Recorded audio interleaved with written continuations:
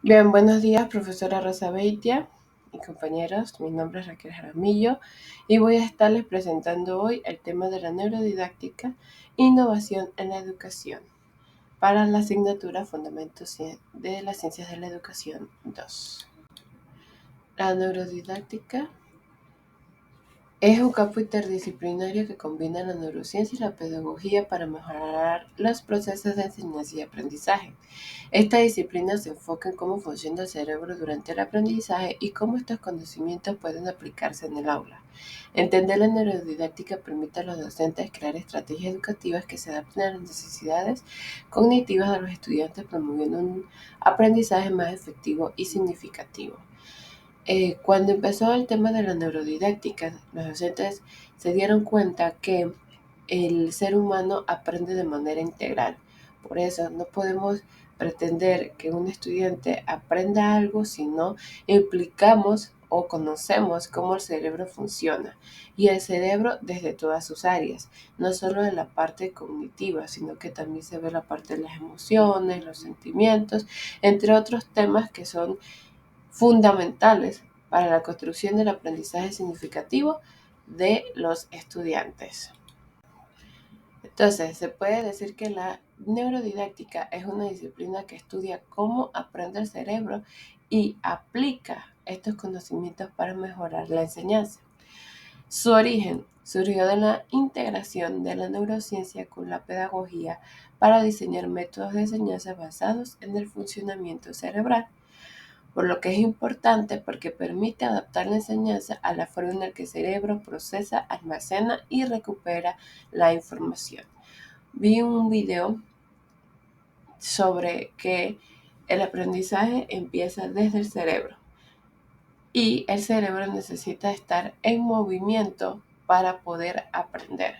Entonces, cuando empezó esto de la neurociencia o de la neurodidáctica, los docentes o los que han investigado sobre esto han dicho que el cerebro es capaz de almacenar, hasta de procesar y reaprender sobre algunos temas, siempre y cuando se utilicen las estrategias adecuadas para aprender. No podemos pretender que los estudiantes estén sentados dentro de un salón de clase mirando el tablero quietos. ¿Por qué? Porque antes se enseñaba así porque se estaba preparando para un mundo industrial. Ahorita estamos o debemos, en teoría, preparar a los estudiantes para un mundo digital que está en constante evolución, que las formas de trabajar han cambiado y por lo tanto la enseñanza debe ser diferente. Entre los principios de la neurodidáctica tenemos la plasticidad cerebral. El cerebro es capaz de cambiar y adaptarse a lo largo de la vida, por lo que la enseñanza debe estimular esta capacidad. La plasticidad cerebral es más grande los primeros 6 años de vida. Por lo tanto, siempre se recomienda que estos primeros años de vida sean trabajados fuertemente con el alumno. Ya después de los 6 años y a medida que avanza la edad, la plasticidad va disminuyendo, pero no quiere decir que desaparece. Por lo tanto, si el docente utiliza las estrategias adecuadas, permite al estudiante reaprender. Cuando estamos un poco más adultos y estamos estudiando algo que ya hemos estudiado anteriormente y vemos que las cosas son diferentes, a veces cuesta cambiar porque el cerebro aprendió algo y se queda con eso. Pero si se ha trabajado adecuadamente en los primeros años de vida, la parte de reaprender no es tan difícil. Por lo menos, si se dan cuenta, cuando una persona aprende un segundo lenguaje, a comparación de un niño pequeño, lo puede aprender más rápido que una persona más grande. Pero eso no quiere decir que la persona grande no lo va a aprender, sino que le va a costar mucho más. Ahí esto tiene que ver mucho con la plasticidad cerebral. Por eso es mejor que una persona, un niño, aprenda idiomas pequeños que grandes porque le va a costar un poco, pero no es imposible. De allí tenemos lo que es el aprendizaje multisensorial, que es integrar los sentidos, la vista, el oído, el tacto, en el aprendizaje para mejorar la retención de la información. Hay una teoría de las inteligencias múltiples sobre Gardner, que dice que las personas tienen diferentes formas de aprender. Entonces, si lo vemos de manera integral, verdaderamente las personas no aprendemos de un solo modo, aprendemos de distintas maneras. Un tema nos va a poder ayudar a aprenderlo auditivamente, otro visualmente, otro tocando, otro en movimiento. Entonces, cuando nosotros estamos dando clase en un salón de clases, no pretendamos que el estudiante esté calladito nomás viéndonos. No, debemos proporcionarles estrategias o llevar estrategias que estimulen su aprendizaje para que eso se les quede. También está la parte de la emoción y la motivación. Las emociones juegan un papel clave en la atención y la memoria. Enseñar en un ambiente motivador es fundamental. Nadie aprende ni triste ni enojado. Por lo tanto, cuando nosotros como maestros estemos enseñando en cualquier nivel académico, es necesario tener presente cómo se sienten los estudiantes. Cuando está la parte de la pandemia, que muchos niños perdieron a sus seres queridos, creo que se perdió mucho en la parte de las emociones. Los docentes enviábamos tareas, nos reuníamos en clase, pero no veíamos la parte, digamos, oye, esta persona pudo haber perdido un familiar, un amigo, y quizás por eso no han podido entregar las tareas a tiempo. Entonces, después de la pandemia, por lo menos personalmente, yo dije, antes de juzgar o de poner una nota, yo debo averiguar el por qué este niño no me está cumpliendo. También debo motivarlos. Yo a mis niños trato de decirles, bueno, vamos a ver cómo trabaja este trimestre y al final del trimestre hacemos un cierre o les traigo un regalito y así ellos se van motivando.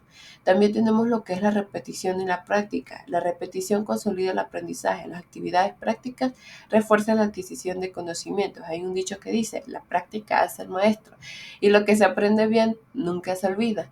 Entonces, por lo tanto, a nivel dentro del espacio de aprendizaje, es necesario que el maestro se asegure que los estudiantes están aprendiendo. De lo contrario, no podemos pasar a otro tema hasta que se haya adquirido ese aprendizaje. También debemos tener un entorno de aprendizaje seguro, dinámico y colaborativo que potencia el aprendizaje efectivo. Un salón triste alrededor, créeme que eso no motiva a los estudiantes. Nosotros tenemos que tenerlo arregladitos, con imágenes, con dibujos, con pensamientos que los motiven a ellos a estar en un salón de clase y sobre todo el clima.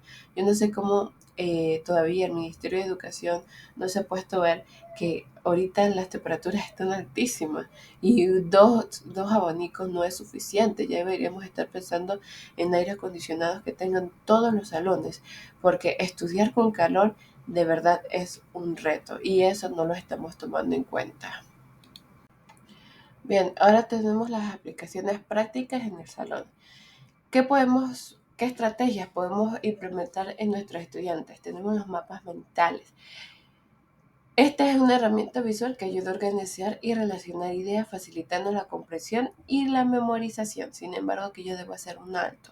Debemos enseñar a nuestros estudiantes cómo hacer mapas mentales o mapas conceptuales, porque no saben hacerlos y empiezan a escribir y traspasar todo el párrafo dentro de una nube. Un mapa mental ni siquiera lleva conexiones, sino que uno pone palabras claves y imágenes para que el cerebro relacione ese concepto con esa imagen. También tenemos lo que es el aprendizaje cooperativo, lo cual promueve la interacción social y el aprendizaje entre pares, mejorando la comprensión y el pensamiento crítico. A mí me ha pasado que en ocasiones los estudiantes no me entienden a mí y yo digo, bueno, tal niño que ya tiene ese conocimiento, le digo, explícaselo al niño, a otro niño y lo hace y el niño entiende. Bueno, hay algo entre ellos así pequeñitos que saben buscar las maneras en que ellos aprendan. También tenemos las actividades sensoriales, que es el uso de materiales manipulativos y actividades prácticas que involucran varios sentidos como juegos y experimentos, más en las primeras edades, ya que los niños aprenden de manera concreta. También tenemos la parte de la gamificación, que es integrar elementos de juego en las actividades de aprendizaje para aumentar la motivación y el interés de los estudiantes. No podemos pretender tener niños sentados cuando son niños que están en crecimiento y les gusta estar en movimiento. Por eso podemos utilizar juegos educativos para que ellos aprendan. También tenemos la técnica de relajación y atención plena, lo que nosotros sabemos como mindfulness. Son actividades breves de respiración y relajación para mejorar la concentración y reducir el estrés. Cuando vemos a nuestros estudiantes un poquito estresados, podemos decirle, bueno, vamos, levántese, cierren los ojitos, inspiren, expiren y repetirlo 10 veces y verán cómo los niños se relajan.